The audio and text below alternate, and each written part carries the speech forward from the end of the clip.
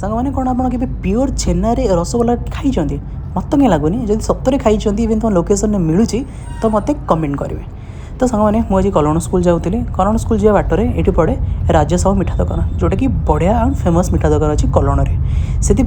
मुझे सतर सांग मैंने मुझे भी कलण स्कूल जाए ना बास मु थे तो मिठा यू खाई जाए से आज भी स्कूल जाऊँगी बाटर से मो भाई को कहली भाई मत दुईटा रसगोल्ला दियो सत मुझे दुईटा रसगोल्ला आनी और सतरे रसगोल्ला तो बहुत बढ़िया था टेस्ट भल था बिकज जेन्युइनली से पूरा छेना कर